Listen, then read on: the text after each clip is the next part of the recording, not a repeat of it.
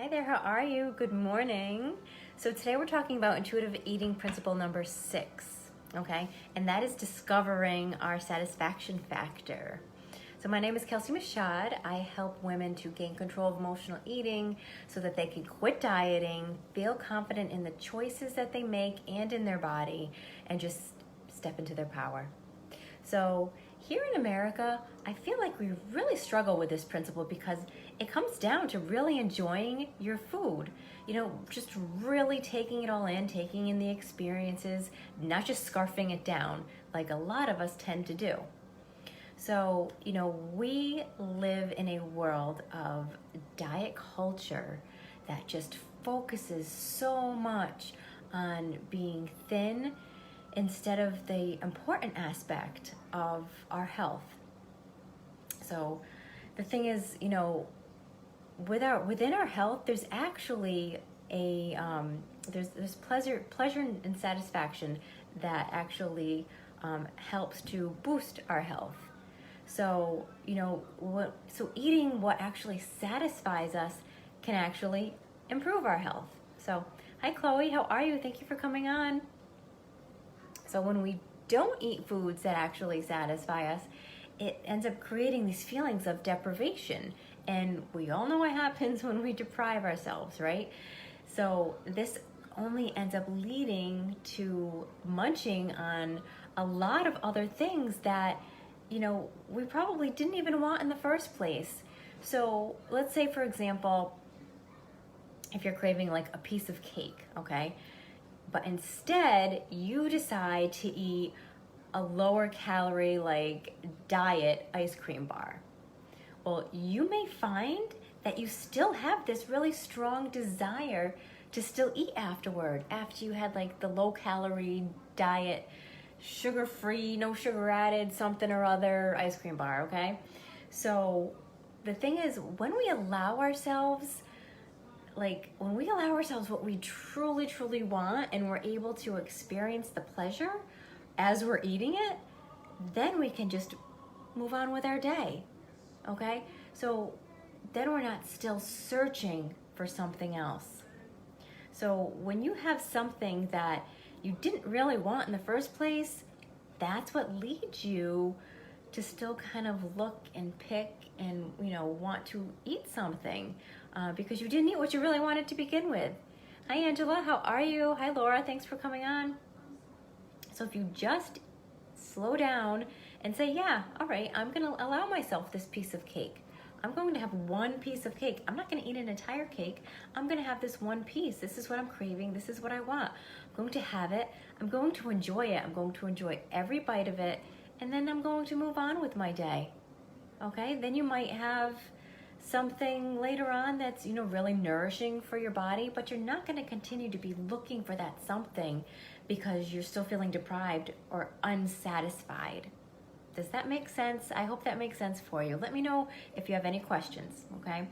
So we're going to want to ask ourselves a few questions so you can actually start to get in touch with what really satisfies you, because satisfaction is part of this game here, okay? If you want to learn to eat intuitively, you have to eat foods that really satisfy you. So you could ask yourself something like, what do I actually want to eat? Do you want something that's like creamy or crunchy or smooth? Or are your taste buds looking for something that's like maybe more buttery or sweet or salty? These are all questions to ask yourself. Maybe do you want something that's hot or do you feel like something that's cold?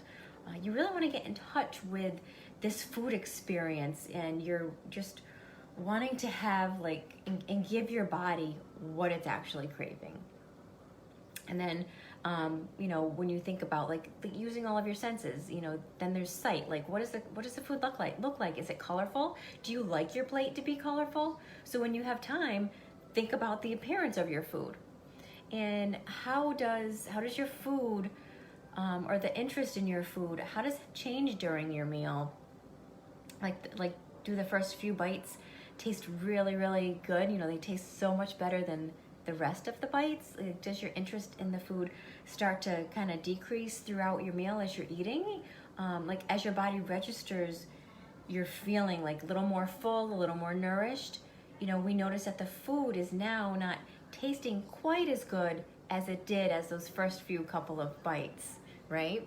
So another factor here is your environment that you're eating in. So you want to ask yourself, okay, what is my environment like? Like, the environment we eat in it definitely has an impact on that satisfaction of your meal. I know for myself, like when I want to go out to eat, I'll choose a particular restaurant sometimes just for the atmosphere of it, not so much for the food. I might not even love the food at the place, but because of the atmosphere, so the environment makes a difference in how you eat too. So or is, even at home, is your environment noisy? Is it distracting to you? Or is it really peaceful and attractive? These are things to think about. So maybe you want to work on creating, an environment that's much more pleasurable and pleasant to you within your life and within your lifestyle. So another thing to ask yourself, one more question, is what is my emotional state like? Okay, we always want to check in with ourselves with our emotions. Are my emotions causing disruptions for my meal and the experience that I'm actually having? That's another thing to think about. So discovering satisfaction, it's a practice along with all of these other intuitive eating principles. It's a practice and it takes time, and you need to be kind with yourself and be patient with yourself. And it's a practice. It involves your mind and your body, making that mind-body connection. And it involves listening to your body's signals and your taste buds, and also considering your environment and your emotional state. So all of these principles of intuitive eating, they help you in supporting you to eat a meal that is just totally satisfying. I mean, why wouldn't you want to eat a meal that's satisfying? Well, a lot of times we eat for taste, right? So for example, food is usually most satisfying to eat when we're like moderately hungry rather than when we're ravenous or like really full. So think about it, like, have you ever tried to eat just little like small amounts throughout the day because you had plans to go out to a restaurant later on in the day? So you don't want to fill up too much because you're thinking, oh, I really want to save my calories for that meal later on. So what happens is a lot of people, they do this, and by the time that they actually get to the restaurant, you're completely ravenous at that point. You're really, really hungry because you were depriving yourself throughout the day earlier on, right?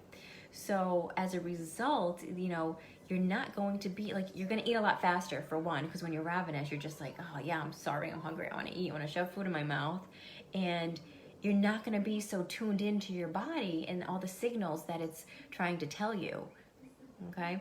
So you're going to probably end up eating past your fullness when you're starting off, when you're ravenous, and then you probably won't even notice the quality of the food that you just ate. So just slowing it down and enjoying the whole process and just enjoying the whole experience, okay? So trying to eat, let's say like with your non-dominant hand, which I did mention yesterday, but it will definitely slow you down and it causes you to pay more attention. So that's a tip for you today. If you didn't try it yesterday, try it today. Try eating with your non-dominant hand.